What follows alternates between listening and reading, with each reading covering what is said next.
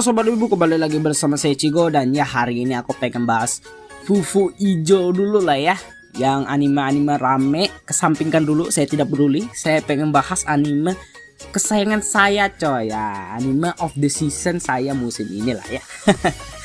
Oke, dari 3 aspek seperti biasa: grafis, alur, seiyuu, musik, dan sebagainya. Oke, dari grafisnya sendiri tuh kelihatan ya kualitas tinggi lah ya, HD lah ya. Kalau misalnya nontonnya itu nggak apa sih, ya biasa aja gitu kan. Kecuali kalau misalnya kalian bermasalah sama warna-warna rambutnya gitu ya. Kalau misalnya di awal-awal grafisnya sendiri itu kalian bakal bermasalah sama rambutnya. Dan sebenarnya ini nggak terlalu masalah ya kalau misalnya kalian udah terbiasa. Jadi kalian cuma perlu pembiasaan aja. Kalau kalian udah terbiasa, nanti mata kalian akan terbiasa sendiri dan ngelihat warna rambut, ngelihat latar dari apa sih namanya, dari animenya yang penuh warna gitu kan, itu nggak terlalu masalah cuy. Bahkan lihatnya tuh kayak asik aja gitu. Nah memang nggak terlalu apa sih namanya, nggak terlalu manusiawi lah ya. Jadi apa sih, warnanya banyak banget tuh. Terus ya pantainya kayak gimana gitu, misalnya ada pantai gitu, terus latar animenya dan sebagainya gitu, suasananya dibuat berwarna gitu kan. Tapi kalau misalnya kalian udah sering nonton JoJo, udah sering apa sih namanya nonton No Game No Life gitu kan, kalian bakal terbiasa kayak gini sih, karena di JoJo itu kayak gitu. Art style-nya kayak gini gitu. Jadi untuk dari grafis, dari pewarnaan itu kalian bakal terbiasa kalau misalnya kalian sudah sering nonton. Nah kalau dari alurnya sendiri, ini ceritanya tentang apa sih namanya, sekolahnya itu ada magang apa sih namanya untuk suami istri gitu ya. Jadi setiap kelas 2 atau kelas 3 gitu kan, bakal ada magang itu untuk jadi suami dan istri, simulasi lah ya, simulasi suami dan istri. Nah si MC ini dia itu suka sama cewek namanya Shiori, tapi apa sih namanya, karena dulu itu terjadi kesalahpahaman, akhirnya sampai SMA pun mereka nggak berani ngungkapi perasaan mereka gitu kan.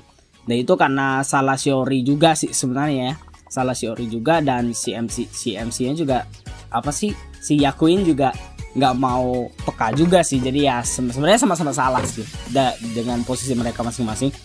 Ya itu kan karena apa sih namanya, karena salah paham ini, akhirnya sampai SMA nggak berani ngomong, bukan nggak berani ngomong satu sama lain ya, tapi nggak berani nyatain perasaan. Karena memang di SMP tuh kayak mau sempat nyatain perasaan tapi malah salah paham gitu kan, akhirnya nggak berani lagi.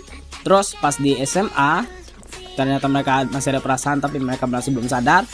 Nah pas apa sih namanya, pas mau simulasi pasangan suami istri, mereka ngeharapnya itu bisa apa sih, satu ruangan sama gebetannya mereka. Ternyata si Yakuin satu ruangan sama Akari.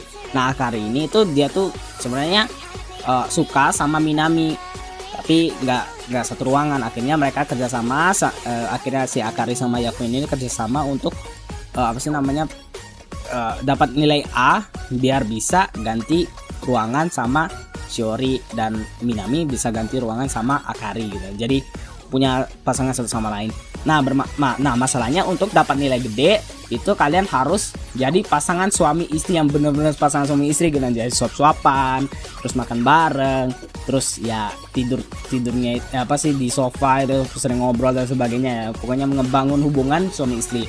Nah karena hubungan suami istri itu deket kan, jadi akhirnya mereka itu malah tumbuh cinta satu sama lain. Nah itu yang jadi masalah. Padahal mereka kan itu kan kontraknya kan pengen naik ke kelas A biar bisa pindah ke kelas apa sih namanya, biar bisa pindah ruangan sama Shiori gitu kan. Nah ini yang jadi konflik di anime ini cuy. Makanya ini sebenarnya kalau misalnya kalian lihat dari alurnya ya, ini tuh mirip sama Koito Uso cuy. Yang mana Koito Uso itu kan si MC-nya itu suka sama cewek lupa aku namanya, cewek yang rambut pendek itu. Tapi pas ditentuin sama government, ternyata dia tuh harus nikah sama cewek yang pirang gitu kan. Akhirnya ya nggak bisa ngelawan pemerintah juga gitu kan, karena kalau misalnya ngelawan pemerintah nanti malah apa sih namanya, ada konsekuensinya gitu kalau nggak salah kemarin tuh. Jadi dihukum mati atau gimana tuh, lupa aku. Nah jadi ya, nah kayak gitu juga yang kayak gini tuh. Jadi kalau misalnya kalian suka Koito Uso, seharusnya kalian bakal suka sama Fufu Ijo coy.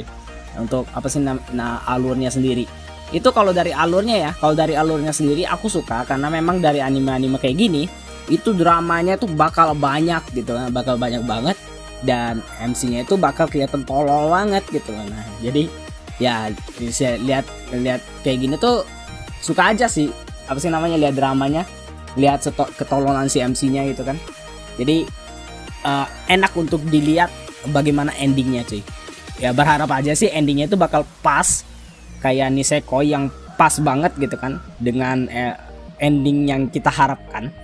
Maksudnya itu endingnya itu yang milih salah satu gitu loh, nggak kayak endingnya Koito Uso. Kalau Koito Uso tuh dibuat 2 ending coy, biar kayaknya memang autornya itu nyari aman gitu. Nah aku ya kalau misalnya Bubu Hijau dibuat 2 ending, wah aku agak kecewa sih, karena kan apa sih namanya, ya setidaknya pilih salah satu lah. Kamu autor gitu kan, udahlah gak usah ikuti fandom lah.